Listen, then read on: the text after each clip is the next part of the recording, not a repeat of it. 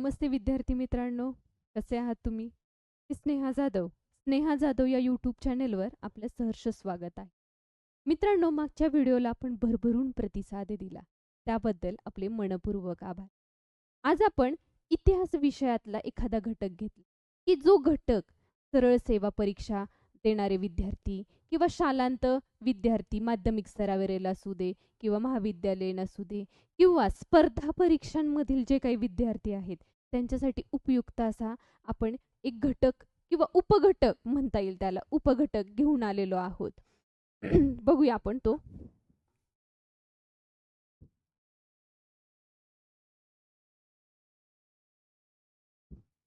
तर आज आपण असहकार चळवळ यातील महत्त्वाचा जो घटक उपघटक आहे जालियनवाला बाग हत्याकांड, की ज्याला भारतीय इतिहासातला काळा दिवस म्हणूनही ओळखलं जातं, तो घटक हा सर्वांनाच परीक्षेसाठी असा उपयुक्त घटक आहे की त्याचा अभ्यास आज आपण करणार आहोत. तर चला आपण जालियनवाला बाग विषयी अधिक माहिती पाहूया.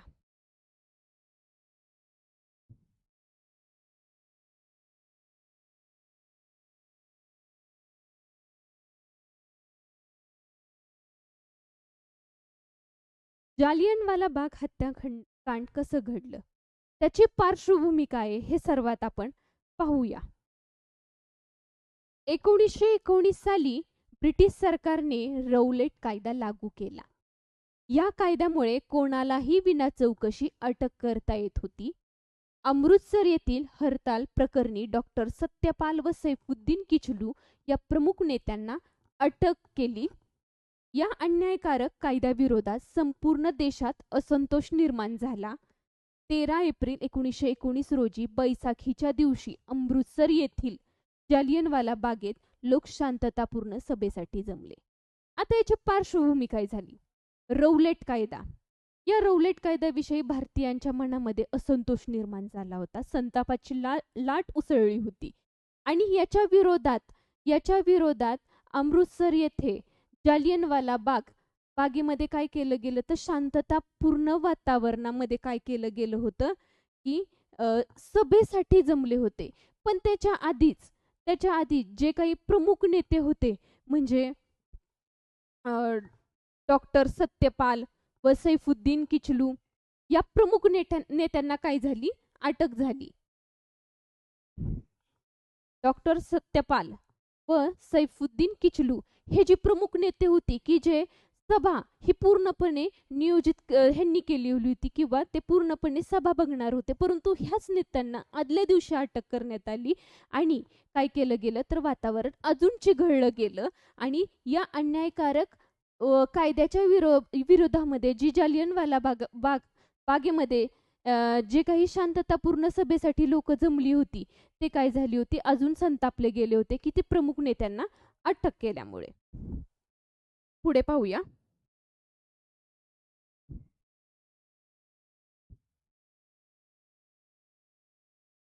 विद्यार्थी मित्रांनो, हा फोटो याची माहिती आपण पुढे घेणार आहोत, पण सर्वप्रथम हा फोटो नीट पाहून घ्या.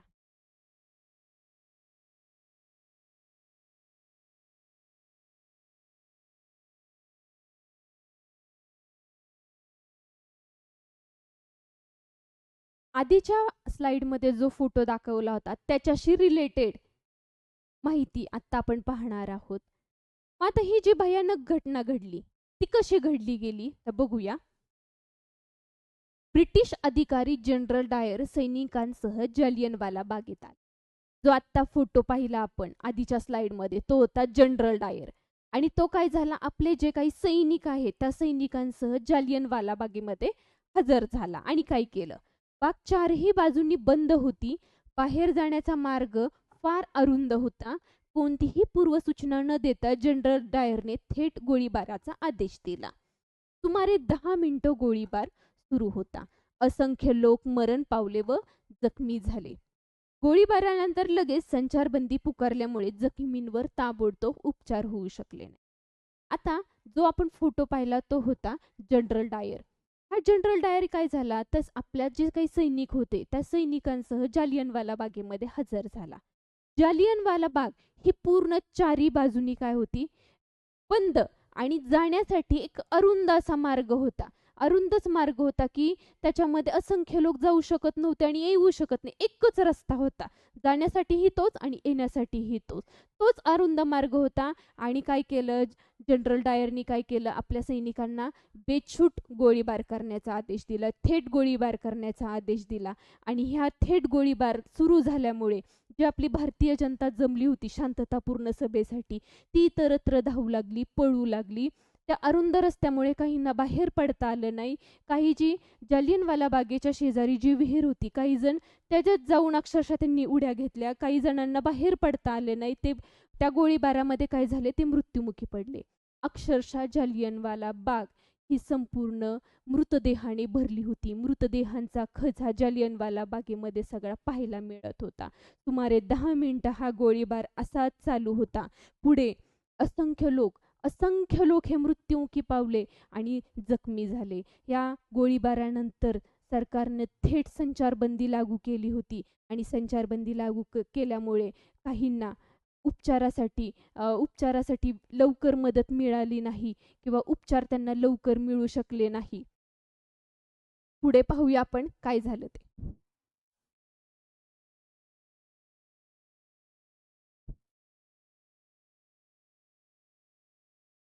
मित्रांनो, पाठीमागच्या फोटोवरून तुम्हाला अंदाज आला असेल की किती भयानक घटना असेल ही.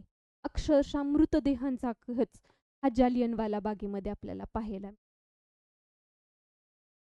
पुढे पाहूया.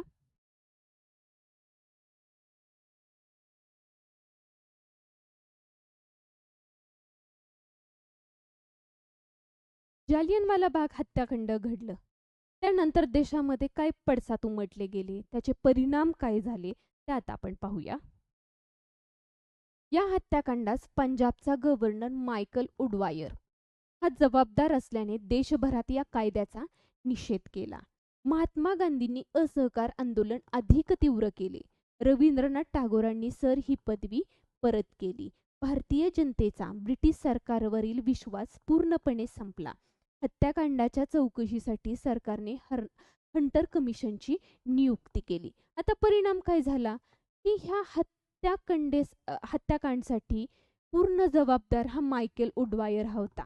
आणि मग याच्यासाठी काय झालं की पूर्ण देशभरामध्ये यांच्याविषयी काय झालं, या कायद्याचा जो काही कायदा होता, रोलेट कायदा, याच्याविषयी निषेध करण्यात आला. आणि महात्मा गांधींनी काय केलं तर असहकार चळवळी अधिक तीव्र केली होती ह्या घटनेनंतर, जालियनवाला बाग घटनेनंतर. मग असहकार चळवळीमध्ये काय उद्देश होता प्रमुख, तर स्वदेशीचा वापर, की ब्रिटिशांच्या नोकऱ्या नाकारणं, हे जे काही म्हणजे स्वदेशीचा वापर, थोडक्यात स्वदेशी वस्तू असू दे, त्याचा वापर असू दे, ह्या असहकार चळवळीचा मुख्य उद्देश होता. आणि मग ही असहकार चळवळ गांधीजींनी जालियनवाला बाग हत्याकांडानंतर ही अधिक तीव्र केली गेली. तसंच रवींद्रनाथ टागोरांना जी ब्रिटिश सरकारने सर ही पदवी दिली होती, बहाल केली होती, ही रवींद्रनाथ टागोरांनी ती सर ही पदवी पुन्हा परत केली. दुसरं, अर्थातच अर्थातच या हत्याकांडामुळं भारतीय जनतेचा ब्रिटिश सरकारवरील विश्वास हा पूर्णपणे उडाला होता.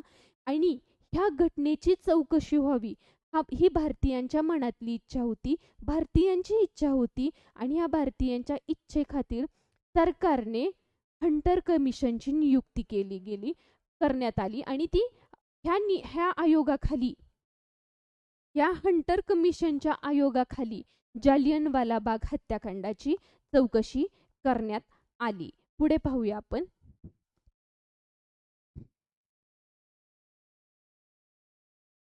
मित्रांनो, हा फोटो ह्यामध्ये जालियनवाला बाग हत्याकांडाचे जे काही पडसाद असतील, त्याचे परिणाम असतील, त्या घटना असतील, ह्यावरून आपल्याला काय येऊ शकतोय, त्याचे जे काही पडसाद असतील ते आपण इथं आपल्याला दिसून येते.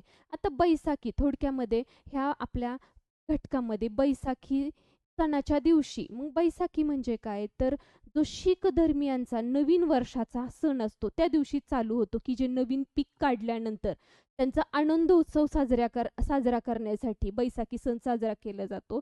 म्हणून हा बैसाखी ह्या दिवशी काय केली गेली होती, की ह्या सभेचं आयोजन करण्यात आलं होतं. जसं आपल्या भारतीय सण आपण चैत्र या मराठी नववर्षापासून आपण गुढीपाडवा या नवीन वर्षापासून चालू करतो, तसं शीख धर्मियांमध्ये बैसाखीपासून नवीन वर्ष चालू होतं. आणि या दिवशीच त्यांनी काय केलं होतं, की या रौलेट कायद्याविषयी शांततापूर्ण वातावरणामध्ये सभा आयोजित केली गेली होती 13 एप्रिल 1919. तर मित्रांनो, दुसरे सांगायचं विशेष म्हणजे 2019 साली या घटनेला 100 वर्ष पूर्ण झाली आहेत. तसंच आज आपण जालियनवाला बाग हत्याकांडाविषयीची अधिक माहिती पाहिली. धन्यवाद.